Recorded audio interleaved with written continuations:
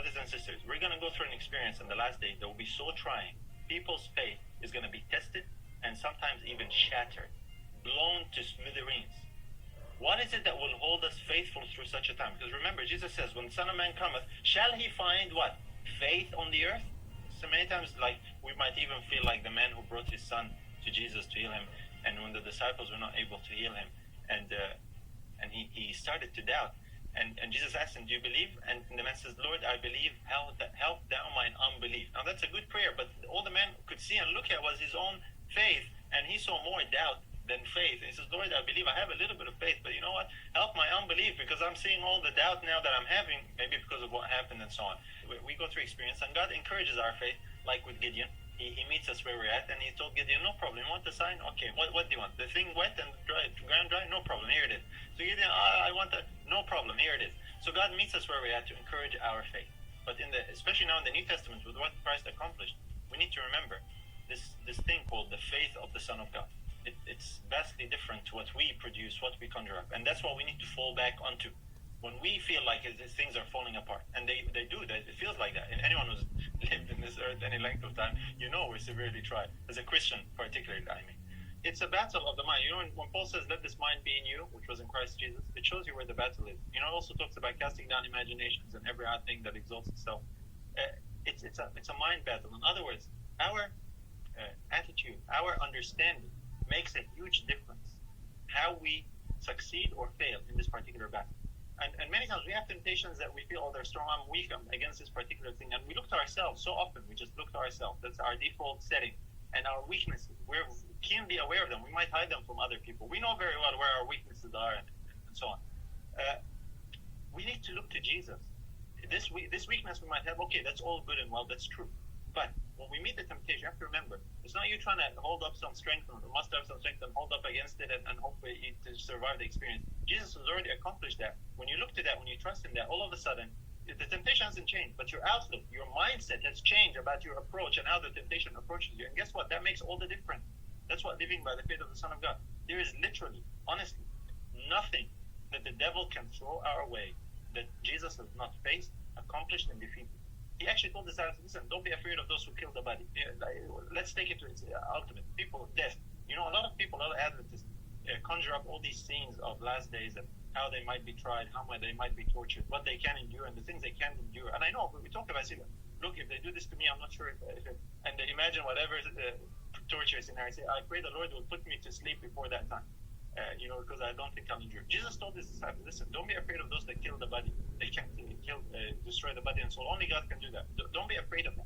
Whatever we can experience. Look at Peter. Peter was crucified upside down. Like that's a bit strange. But Peter had a walk with the Lord. He was no fear, no problem. Whatever the devil throws your way. When we, brothers and sisters, honestly come to the place where we have that total confidence, assurance, and faith in the Son, we will be able to be put through the fire and come out on the other side. Whether we die or not is irrelevant, because so what if we die? No problem. We know the life giver. And how much then is if we look at the temptations, the lesser things now, the things we face now, the temptations, the trials, the this and that, these are like practice ground. This is like practice for where does our mind go naturally, immediately. Yeah, the Son of God. I have the faith of the Son of God. If He's living in me, that temptation is already accomplished. That's dead and finished. And you know what? You will walk. You will have an experience of victory that you might not have had might not have had or experienced before, because of the change in perception and approach and mindset. Let this mind be in you. It makes a massive difference. It sounds very simple. It sounds almost like, that you're oversimplifying it. But no, brothers and sisters, it's miraculous. There is something in it that the Lord does for us. It's not just you change your attitude and all will be well. You think positive and all will be well. It's not just the worldly, popular psychology, positive talking, self-help approach. No, there is a miracle that happens spiritually. And it's in harmony with our perception. And we're talking, even addictions, even severe, extreme things of addictions and people addicted. And say, look, I'm trying, I'm working on this, overcoming. Listen, when you come to the place when you realize that addiction, whatever it might be, whatever trial, whatever besetting sin, is already done and dusted with Christ, is accomplished, it's defeated. We don't go on the tapering off, process of trying to overcome sin. I know for some people that's how it works. It depends on our perception, our faith. But listen, it's accomplished. The victory is accomplished. It's here and now. The problem is many times is our failure. We take our eyes off Christ, like Peter. We walk on water a little bit, then we fall, we falter, we fail. And Christ doesn't give up on us, so we shouldn't give up on ourselves. He picks us up so that we can learn to continuously walk on water. Well, it makes a huge difference, practically. And you have these things, and you try hard for years, and this and that, and you fall and fail. And then it's a matter of something clicks in the mind, and you realize, and you hold on to it, and that's why you look at where you focus, and all of a sudden, you say, that temptation, oh yeah, that temptation, what happened to that? It happens without you really focusing on it as much, because you're focusing elsewhere. I'm trying to find the right words that are missing. Anyway, you know what I mean. That shows you where the battleground is. It's in the thoughts, it's in the imaginations, and this is what Satan would have assailed the mind of Christ on the cross with, beyond our comprehension. And Christ died, but he died victorious. So that's the battle. Christ went through a trial that is beyond our comprehension.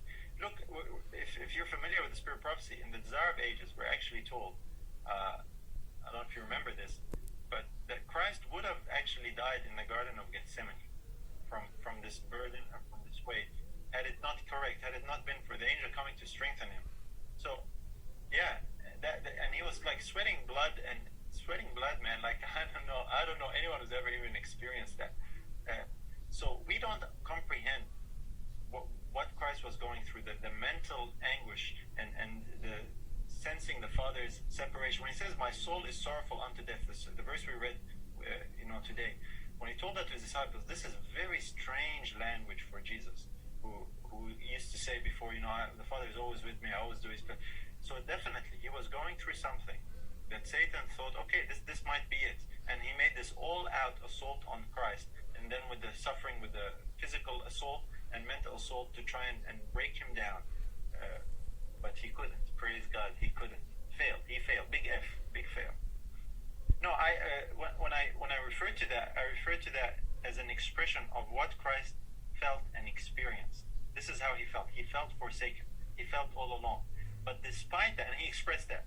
So this wasn't saying that he was making a statement that this is an expression of faith. This is an expression of how he felt. He felt forsaken. He's saying how he's feeling.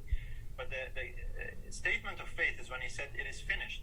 And when he actually said to his Father that he felt forsaken by, he actually said, "Father, into your hands I commend my spirit. I still trust you.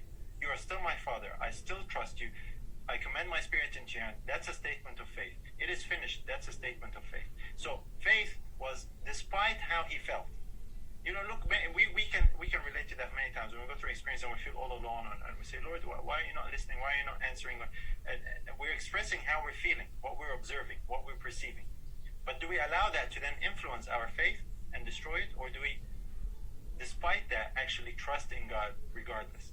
Christ showed that. So that's the two aspects, if that makes sense. What he said was a reflection or an expression of what he experienced, what he felt. He felt all forsaken of God. He felt all alone. He could not perceive God's presence. He could not sense it. He could not see the Father.